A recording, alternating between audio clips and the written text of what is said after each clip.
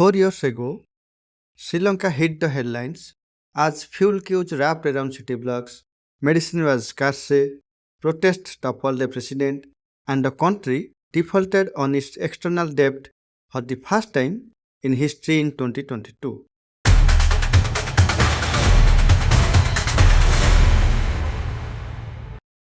Today, the headlines look very different. Inflation has fallen sharply, tourism sector is registering record footfalls, reserves have improved, GDP growth rebounded to 5% in 2025, and the World Bank has reclassified Sri Lanka as an upper middle income economy again. So the question is not whether Sri Lanka recovered. The real question is how did a country that went bankrupt rebuild so quickly and at what cost? To understand Sri Lanka's comeback, you have to go back to the flashback. The economic collapse was not caused by one event alone. It was the result of years of fiscal mismanagement, rising debt, weak foreign exchange buffers, a pandemic driven tourism shock, and an abrupt ban on chemical fertilizers in 2021 that devastated agricultural output. By 2022, the country had run out of enough foreign currency to pay for fuel, food, medicine, and debt service. That is why the default mattered so much. It was not just a financial event, it was a state capacity crisis. When Sri Lanka formally declared an economic emergency in 2022, the public unrest was immediate and unprecedented. The government lost legitimacy. President Gotabaya Rajapaksa eventually fled the country. In geopolitical terms, Sri Lanka had become a country where macroeconomics suddenly entered the streets. The first pillar of recovery was external support.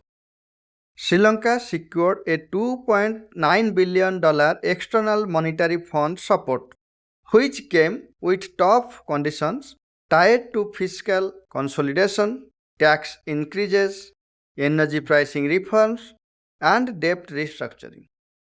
India also played a major stabilizing role through a package worth around $4 billion, delivered through currency swaps, deferred trade payments, and a credit lines for essential imports. That mattered geopolitically because Sri Lanka's recovery was never purely domestic. It was also an example of regional financial diplomacy where neighbors and multilateral institutions stepped in to prevent a failed state spiral. The second pillar was stringent domestic reforms. Sri Lanka raised taxes, cut subsidies, moved toward market based pricing, and restructured foreign debt obligations. These steps were politically costly, but they restored confidence in states' ability to meet obligations.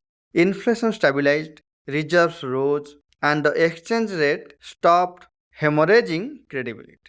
The World Bank noted the economy had started recovering strongly by 2024, with growth near 5%, supported by cost-reflective energy pricing, a market-determined exchange rate, and reduced monetary financing.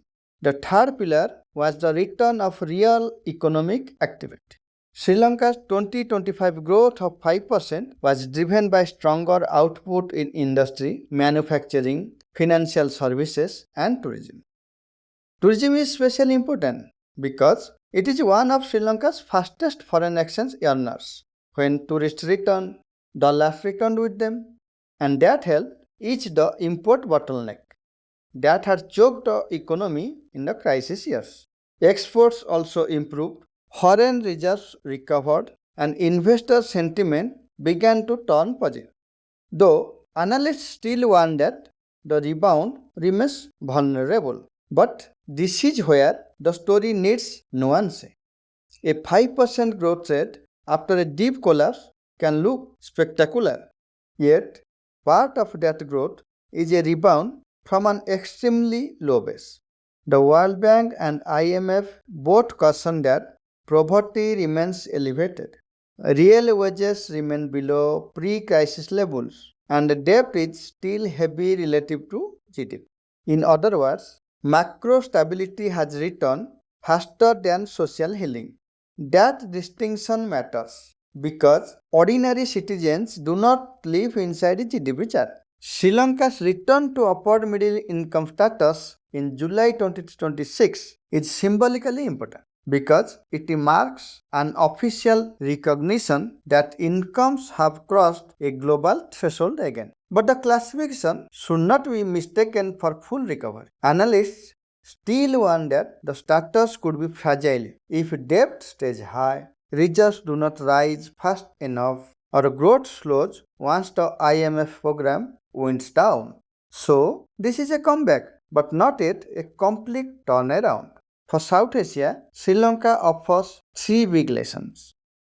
First, debt crisis become political crisis very fast when reserves are low and imports are essential. Second, stabilization is possible only when governments accept painful reforms earlier rather than delaying them. Third, external support can buy time, but it cannot substitute for domestic credibility, export growth, and a functioning tax state.